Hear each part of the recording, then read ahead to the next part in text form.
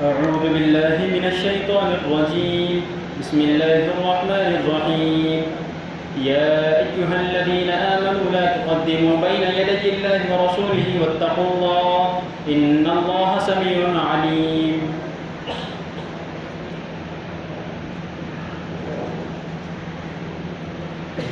انشاءاللہ آج ہم سورہ حجرات کی تفسیر پڑھیں گے.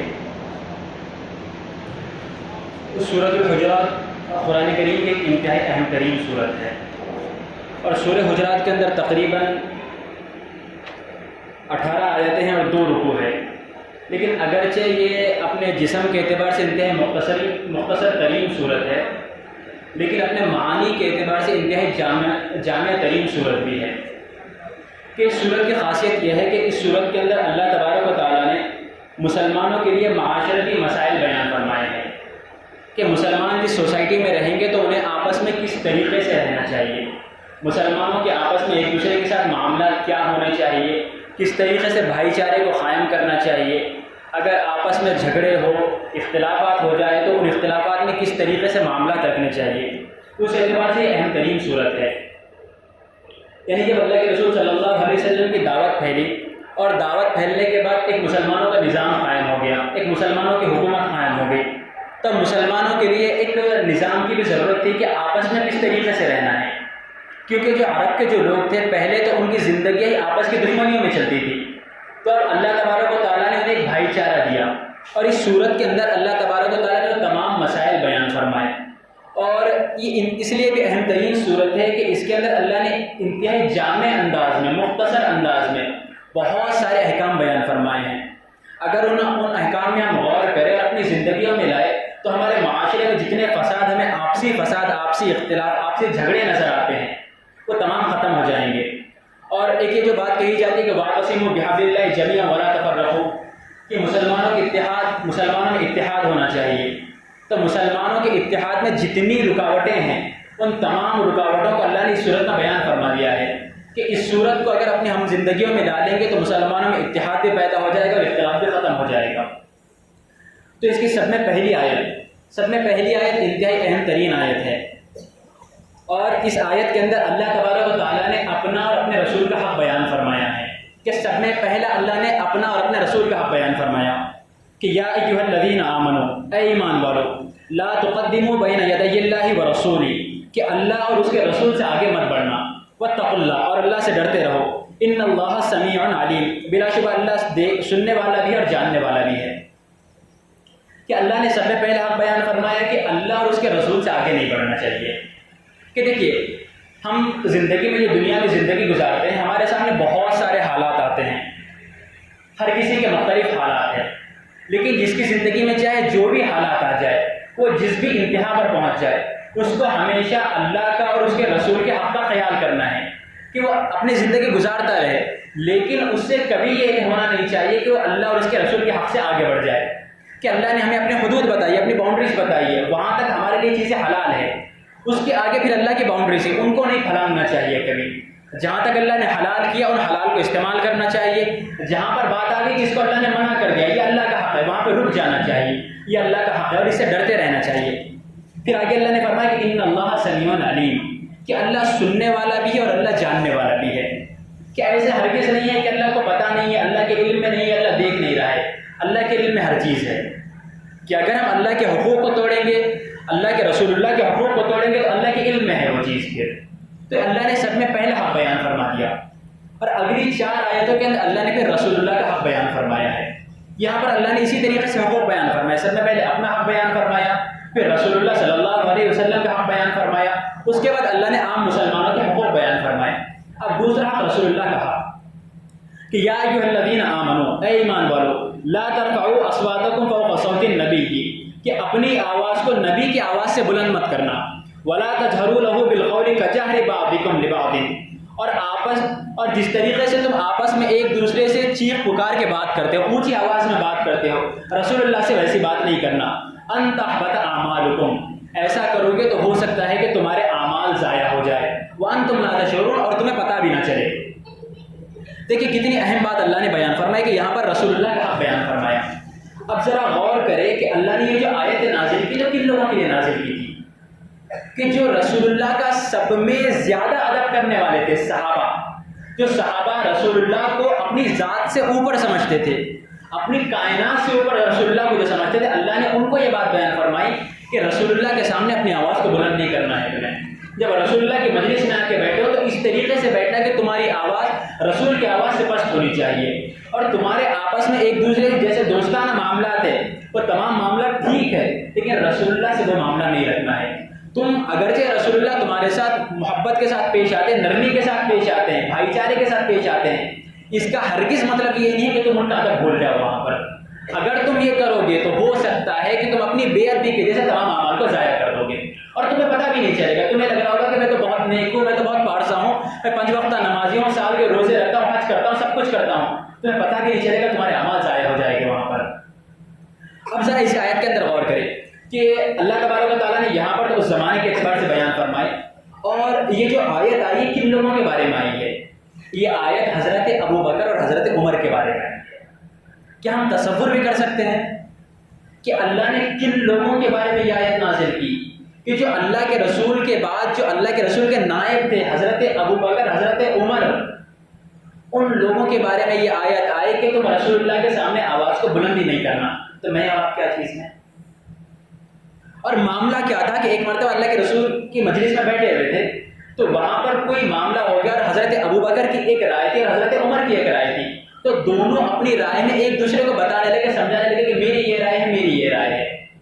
اور وہ دونوں جب ایک دوسرے کو سمجھا رہے تھے تو عموماً ایسے ہوتا ہے کہ آواز بلند ہو جاتی ہے، تو ان کی آواز بلند ہونے لگی، تو اللہ نے اس کو بھی بے ادبی فرمایا۔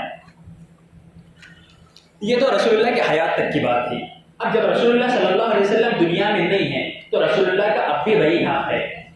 آج رسول اللہ کے سامنے آواز بلند کرنے کا آواز بلند نہ کرنے کا مطلب یہ ہے کہ اگر ہمارے سامنے کوئی بات آ جائے،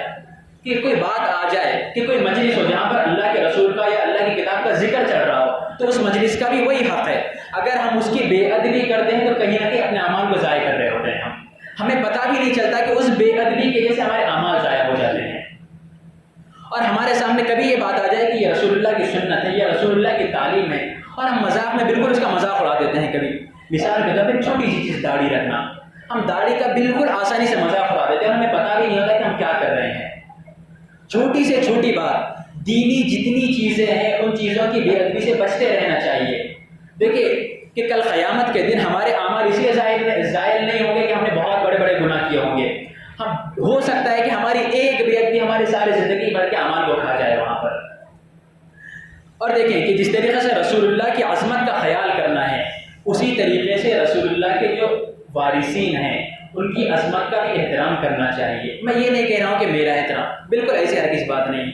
کہ دیکھیں کہ جو مسجد کے جو مؤذنین ہیں، مسجد کی خدمت کرنے والے ہیں، مسجد کے ائمہ جو ہیں، مسجد کے کام کرنے والے، جو قرآن کی تعلیم دینے والے لوگ ہیں، جو دین کی دعوت دینے والے لوگ ہیں، ان کا بھی وہی احترام کرنا چاہیے۔ آج عموماً ہو یہ گیا ہے کہ جو دنیا دار لوگ ہیں جنہوں نے تھوڑی سی دنیا کما لی، ان کی نظر میں دین کا کام کرنے والوں کی بالکل اہمیت نہیں ہوتی ہے۔ یقین کریں بالکل اہمیت نہیں ہوتی ہے کہ ہماری نظر کے اندر مسجد کا مؤذن کیا ہے، جس کی کوئی اہمیت، جس کے پاس کوئی کام نہیں ہے، مسجد میں اذان دے رہا ہے، ہمارے نزدیک اس کی اہمیت یہ ہے۔ مسجد کا امام کیا ہے، ہمارے نظر میں اس کی کوئی اہمیت نہیں ہے۔ دین کے ائمہ ہمارے نظر میں ان کی کوئی اہمیت نہیں ہے۔ اگرچہ ہم زبان سے کہتے ہیں کہ ہمارے نزدیک ان کی بہت قدر ہے، لیکن ہمیں اپنے دلوں میں جھانکنا چاہیے کہ کیا سچ میں ہمارے دلوں میں ان کا احترام ہے؟ جیسا ان کا احترام ہونا چاہیے تھا، کیا وہ احترام ہمارے دلوں کے اندر ہے؟ اگر نہیں ہے تو نظر ثانی کرنی چاہیے وہاں پر کہ جیسا رسول اللہ کا حق تھا ویسے ہی ان کا بھی حق ہے، اور ان کی ذات کی وجہ سے وہ حق نہیں ہے، بلکہ ان کے پاس اللہ نے جو ان کو علم دیا ہے اس علم کی وجہ سے ان کا وہ حق ہے، تو اس کا خیال کرنا چاہیے۔ وَأَنْتُمْ لَا تَشْعُرُونَ، اور تمہیں پتہ بھی نہیں چلے گا کہ کب تمہارے اعمال ضائع ہو جائیں گے۔ إِنَّ الَّذِينَ يَغُضُّونَ أَصْوَاتَهُمْ عِنْدَ رَسُولِ اللَّهِ، اب جب یہ آیت نازل ہوئی تو حضرت عمر اللہ کے رسول کے سامنے اتنا آہستہ بات کرتے تھے کہ اللہ کے رسول کو پوچھنا پڑتا تھا کہ عمر تھوڑا آواز سے بولو، اتنا ادب کا لحاظ کرنے لگے۔ تو اللہ نے فرمایا کہ ان الذین یغضون اصواتهم عند رسول اللہ، بلا شبہ وہ لوگ جو رسول اللہ کے سامنے اپنی آوازوں کو پست رکھتے ہیں، اولئک الذین امتحن اللہ قلوبهم للتقوی، یہی وہ لوگ ہیں جن کے دلوں کو اللہ نے تقوی کے لیے چن لیا ہے۔ اب ذرا غور کریں یہاں پر کہ اللہ نے کیا فرمایا کہ اللہ نے ان کے دلوں کو تقوی کے لیے چن لیا ہے، اور اس کی بنیاد کیا بنائی؟ صرف اور صرف ادب بنایا ہے۔ کوئی ان کے اعمال بنیاد نہیں بنائے، کوئی ان کی بڑی بڑی نیکیاں بنیاد نہیں بنائے، صرف ان کے دلوں میں جو رسول اللہ کے لیے جو ادب تھا، اس ادب کی بنیاد پر اللہ نے ان کے دلوں کو تقویٰ کے لیے قبول کر لیا اور ان کو مقام عطا فرمایا ہے۔ تو ہمارے اسلام کے اندر جو درجے جو بلند ہو گئے اعمال کی بنیاد پر نہیں، اعمال کی بنیاد پر ہو سکتا ہے رفع درجات ہو جائے، لیکن اصل چیز ادب و احترام ہے کہ ہمارے دلوں میں عصمت ہے۔ دیکھیے ہمارے اسلام کی ساری بنیاد کیا ہے؟ ایمان ہے۔ ایمان کا مطلب کیا ہے؟ دل سے کسی کو مان لینا۔ تو یہاں پر بھی وہی چیز ہے کہ ہمیں دل سے قبول کرنا ہے اس چیز کو۔ اور ایک چیز میں آپ کو ایک بہت اہم مسئلہ بتا رہا ہوں، یہ کہ اکثر ایسا ہوتا ہے کہ ہم دین کا کام کرنے والوں سے اگر کوئی گناہ دیکھ لیتے ہیں، دیکھیں ایک چیز کہ دین کے کام کرنے والوں کا احترام کرنا ہے، چاہے جس مقام پر جس لیول پر دین کا کام کر رہا ہو اس کا احترام کرنا ہے۔ اور حضرت اشرف علی تھانوی رحمۃ اللہ علیہ فرمایا کرتے تھے کہ سورہ لقمان کی آیت، وہاں پر اللہ تبارک و تعالیٰ نے فرمایا کہ تمہیں اپنے والدین کا احترام کرنا ہے اگرچہ کہ وہ کافر ہو۔ تو اس آیت کی تفسیر کے اندر حضرت تھانوی نے فرمایا کہ جس طریقے سے والدین اگرچہ کافر ہو ان کا احترام لازم ہے، اسی طریقے سے دین کا علم رکھنے والے لوگ اگرچہ وہ گنہگار ہو لیکن ان کے علم کی بنیاد پر ان کا احترام تمہارے اوپر لازم ہے۔ ان کا گناہ ان کے ساتھ ہے، ان کے گناہ کے تم پابند نہیں، ان کے گناہ کے تم ذمہ دار نہیں ہو، بس تم اپنی ذات کے پابند ہو سکتا ہے اللہ کے گناہ سے توبہ کی توفیق دے دے، تب کیا کرو گے؟ دیکھیں جو چاند کے اوپر تھوکتا ہے وہ تھوک لوٹ کر اس کے منہ پہ آتا ہے وہ، اس لیے ہمیشہ اس بارے میں کرنا چاہیے۔ ہمارا اکثر معاملہ کیا ہو جاتا ہے کہ ہم تو یہ سمجھتے ہیں کہ جو دین کا کام کرنے والے وہ تو فرشتے لوگ ہیں، وہ تو انسان ہے ہی نہیں، ہم تو انہیں انسان کی فہرست سے نکال دیتے ہیں، ان سے کوئی غلط کام نہیں ہو سکتا، ان سے کوئی گناہ نہیں ہو سکتا، ان کو کبھی ہم مسکراتے ہوئے ہنستے ہوئے دیکھ نہیں سکتے، وہ ایک الگ لوگ ہیں، انہوں نے اپنی زندگی کو اللہ کے لیے وقف کر دیا ہے، اب انہیں کیا کرنا چاہیے؟ بس انہیں مسجد میں نظر آنا چاہیے، انہیں اس کے علاوہ کچھ نہیں کرنا چاہیے۔ دیکھیں یاد رکھنا چاہیے کہ وہ بھی انسان ہیں، ان سے بھی خطائیں ہو سکتی ہے، لیکن ان کی غلطیوں کی وجہ سے ان سے بچن، ہاں آپ کا معاملہ ہے، آپ کے دل کے اندر آپ کو لگ گیا کہ انہوں نے غلط کام کیا ہے، ٹھیک ہے غلط کام کیا ہے، لیکن آپ ایک کی غلطی کی وجہ سے تمام علماء سے بچن نہیں ہو سکتے، تمام دین کا کام کرنے والوں سے بچن نہیں ہو سکتے، تمام دین کا کام کرنے والوں کی تنقید نہیں کی جا سکتی۔ کہ ایک عام سا جملہ ہوتا ہے کہ دین کا کام کرنے والے ایسے ہی ہوتے ہیں، یہ اس بارے میں ڈرنا چاہیے ہمیں اپنی زبان پہ۔ ہم تو جوش میں چار لوگوں میں اپنی مجلس میں اپنا نام اپنی شیخی بگاڑنے کے لیے بڑی بات بول دیتے ہیں وہاں پر، لیکن ہمیں پتہ نہیں ہوتا کہ اللہ کے پاس اس کا کیا معاملہ ہونے والا ہے، پھر ہم اپنے اعمال کو ضائع کر رہے ہوتے ہیں۔ یقیناً ایسے ہوتا ہے کہ جب ہم چار لوگوں میں بیٹھے ہوتے ہیں تو ہماری زبان بے لگام ہو جاتی ہے، وہاں پر ہم بنا سوچے سمجھے بولنے لگ جاتے ہیں، لیکن ہمیں پتہ بھی نہیں ہوتا کہ ہم کتنی زیادتی کر رہے ہوتے ہیں وہاں پر۔ ہو گیا کسی سے غلطی ہو گئی، اس کا معاملہ اس کی ذات کے ساتھ ہے، ہمیں کیا حق دیا اللہ نے؟ ہم کیوں اپنا دل برا کر رہے ہیں؟ بھئی اگر ہم نے کسی کو کوئی غلط کام کرتے ہوئے دیکھ لیا تو اس کا معاملہ ہے، وہ تو ہمیں تو اپنی ذات کی، اپنے اعمال کی، اپنے دل کی حفاظت کرنی ہے۔ ہمارے اس کی غیبت کرنے سے کیا فائدہ ہو گیا؟ ہمارے غیبت کرنے سے ہم نے اپنا دل برا کیا، اپنے دل کے اندر اس کے لیے نفرت پال لی ہم تو اپنا نقصان کر رہے ہیں وہاں پر۔ چاہے جو بھی ہو، جس کو بھی ہم غلط کام کرتے ہوئے دیکھیں، ٹھیک ہے اس نے کر لیا، اس کے ساتھ ہے وہ، لیکن غیبتیں کرنا، پیچھے برائی کرنا، اپنے دل کے اندر، اپنے ذوق کے اندر اس کو برا خیال کرتے چلے جانا، اس طرح سے ہم اپنے دل کا اپنا نقصان کرتے ہیں، تو اس سے بچنا چاہیے۔ لہم مغفرۃ و اجر عظیم، ان کے لیے مغفرت ہے اور اجر عظیم ہے، کہ جن کو اللہ نے قبول کر لیا اور جو ادب و احترام کرنے والے ہیں رسول اللہ کی تعلیمات کا، ان کے لیے مغفرت اور اجر عظیم ہے۔ اب یہاں پر آگے فرمایا کہ ان الذین ینادونک من وراء الحجرات اکثرهم لا یعقلون، کہ وہ لوگ جو رسول اللہ کو ان کے گھر کے دروازوں کے پیچھے سے پکارتے ہیں، ان میں سے اکثر لوگ سمجھ نہیں رکھتے ہیں۔ یعنی ہوتا یہ تھا کہ رسول اللہ صلی اللہ علیہ وسلم جب اپنے گھر میں ہوتے تھے تو مدینہ کے اندر گاؤں دیہات کے لوگ آتے تھے، تو گاؤں دیہات کے لوگ آتے تھے تو رسول اللہ سے کچھ جاننا چاہتے تھے، علم حاصل کرنا چاہتے تھے، وہ بھی ناسمجھ لوگ تھے، تو وہ آتے تھے اور وہاں پر آ کر دستک دینا شروع کر دیتے تھے کہ اللہ کے رسول محمد رسول اللہ، ہمیں آپ سے کچھ جاننا ہے، علم حاصل کرنا ہے۔ تو اللہ نے فرمایا کہ یہ طریقہ نہیں ہے، بلکہ ہر کسی کے وقت کا خیال رکھنا چاہیے، ہر کسی کے وقت کا خیال رکھ کے اس کے ساتھ معاملات کرنے چاہیے۔ اب انتہائی اہم سبق ہے دیکھیے اس کے اندر بھی، کہ اکثر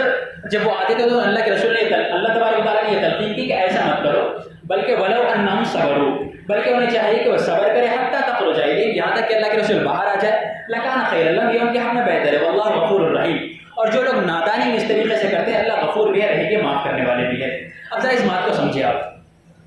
کہ اکثر جو دین کا کام کرنے والے ہوتے ہیں یا جو بھی ہو، کہ ہمارا اکثر یہ معاملہ دیکھا جاتا ہے کہ ہم کسی سے وقت لیتے ہیں کہ مجھے آپ سے کام ہے، اگر سامنے والا اس وقت میں یہ بول دیتا ہے کہ میں مصروف ہوں، میرے پاس وقت نہیں ہے، تو ہم کیا بنا دیتے ہیں اس کو؟ ہم کیا کرتے ہیں اس کے بعد؟ صاحب یہ تو دیندار ہے ہی نہیں، یہ تو دنیا دار بن گئے، یہ تو کوئی پرواہ ہی نہیں ہے ان کے، یہ تو ہم سے بڑے جاہل ہے یہ۔ حالانکہ اللہ کے رسول سے کیا تعلیم دی جا رہی ہے کہ آپ کو وقت لینا ہے ان کا۔ بھائی دنیا کا کام ہے تو ہم 3 دن پہلے فون لگا کے وقت لیں گے کہ ایسا ایسا کام ہے، مجھے وقت دیجیے، لیکن دین کا معاملہ ہو تو ہم کیا کرتے ہیں کہ فوری ہو جانا چاہیے، چٹکی میں نے بول دیا ہو جانا چاہیے۔ کوئی اگر وقت نہ دے ہمارے نزدیک تو پھر دجال بن جاتا ہے کہ ہم کسی کے پاس دین کی دعوت دینے کے لیے چلے گئے اور اس نے وقت نہیں دیا، تو ہمارا معاملہ کیا ہوتا ہے کہ ساری دنیا بھر میں اس کی برائی کرتے پھریں گے کہ صاحب وہ تو دنیا دار ہے، اس کے پاس پیسہ کیا آ گیا، وہ تو فرعون بن گیا، قارون بن گیا، اللہ نے اس سے توفیق چھین لی۔ بھائی ہم کون ہوتے یہ بات بولنے والے کہ کس سے اللہ نے توفیق چھینی ہے، کس کو اللہ نے توفیق دی ہے؟ تو اس بارے میں خیال کرنا چاہیے۔ اللہ تبارک و تعالیٰ ہمیں توفیق عطا فرمائے، آمین۔ وآخر دعوانا الحمد للہ رب العالمین۔